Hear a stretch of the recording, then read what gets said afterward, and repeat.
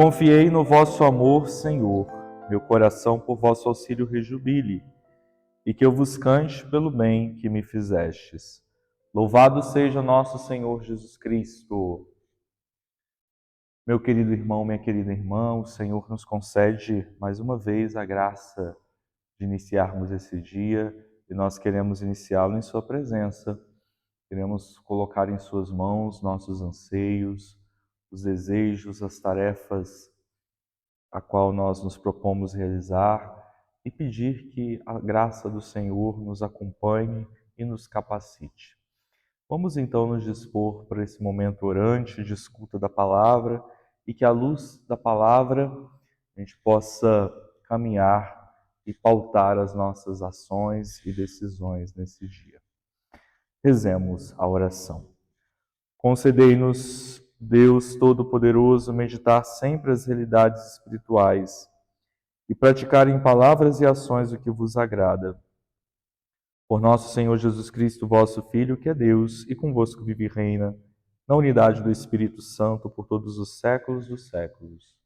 Amém. Meus irmãos, a palavra que nós vamos escutar está em Marcos, capítulo 10, versículos de 1 a 12. O Senhor esteja convosco. Proclamação do Evangelho de Jesus Cristo segundo Marcos.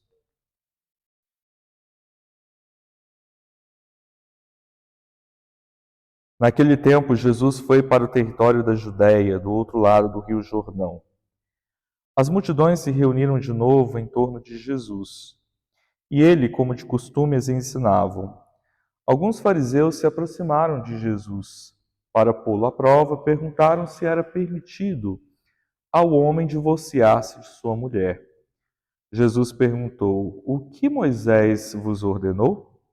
Os fariseus responderam: Moisés permitiu escrever uma certidão de divórcio e despedi-la. Jesus então disse: Foi por causa da dureza do vosso coração que Moisés vos escreveu este mandamento. No entanto, desde o começo da criação, Deus os fez homem e mulher. Por isso, o homem deixará seu pai e sua mãe, e os dois serão uma só carne. Assim já não são dois, mas uma só carne. Portanto, o que Deus uniu, o homem não separe. Em casa, os discípulos fizeram novamente perguntas sobre o mesmo assunto. Jesus respondeu: Quem se divorciar de sua mulher e casar com outra cometerá adultério contra a primeira. E se a mulher se divorciar do seu marido e casar com outro, cometerá adultério. Palavra da salvação.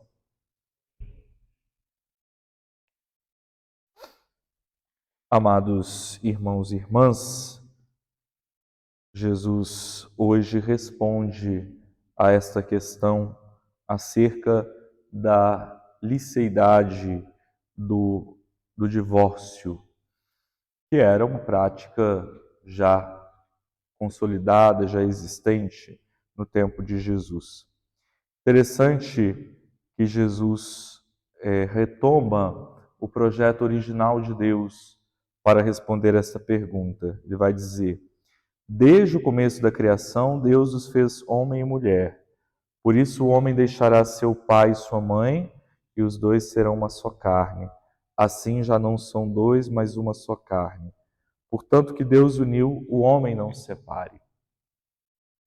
Então Jesus, ele não responde à pergunta se era lícito ou não se divorciar da mulher, mas ele faz uma outra pergunta, ele vai à origem de tudo.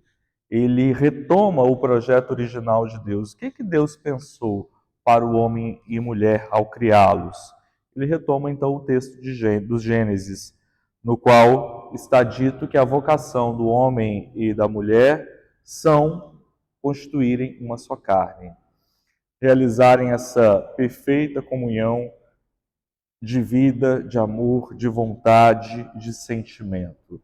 Então, esta união querida por Deus, ninguém pode separar. Nenhuma tendência egoísta do coração humano pode separar, pode destruir esse projeto que Deus pensou para o homem e a mulher. No entanto, o divórcio existe. No tempo de Jesus, como eu disse, já era uma prática prevista na lei judaica. Lembrando que o divórcio foi concedido ao povo judeu justamente para salvaguardar a mulher, porque a partir do momento em que o homem a liberava, ela poderia então contrair matrimônio com outro homem. Então ela não ficava ligada àquela sua primeira união e, portanto, não tendo condições de se manter sozinha, de ter alguém que cuidasse dela. Então foi por isso que a instituição divórcio passou a existir na religião judaica. Só que no tempo de Jesus o divórcio era concedido indistintamente, com uma certa facilidade. Havia uma interpretação mais rigorista, que dizia então que o divórcio ele só era permitido em alguns casos, no caso de adultério da mulher, e havia outras interpretações mais laxistas, mais dadas, né, à prática do divórcio, como por exemplo, se uma mulher queimasse a comida ou se ela se recusasse a fazer algo, então isso já seria condição para o divórcio, né? Então Jesus ele quer restituir o projeto original de Deus, né? E interessante que Jesus ele aplica o adultério também ao homem. Até então, só a mulher era acusada de adultério. Então, Jesus vai dizer que o homem também, quando se casa com uma outra mulher, ele está cometendo adultério. Então, Jesus amplia as responsabilidades, né? Iguala os mesmos direitos do homem e da mulher, o que já era revolucionário para aquele contexto, né? Meus irmãos, hoje em dia nós vivemos, né, em meio à crise do compromisso. Muitas vezes as pessoas se casam, mas não tem aquela fibra, não tem aquela constância, aquela resiliência necessária para atravessar as dificuldades, as tribulações que uma vida a dois comporta, né?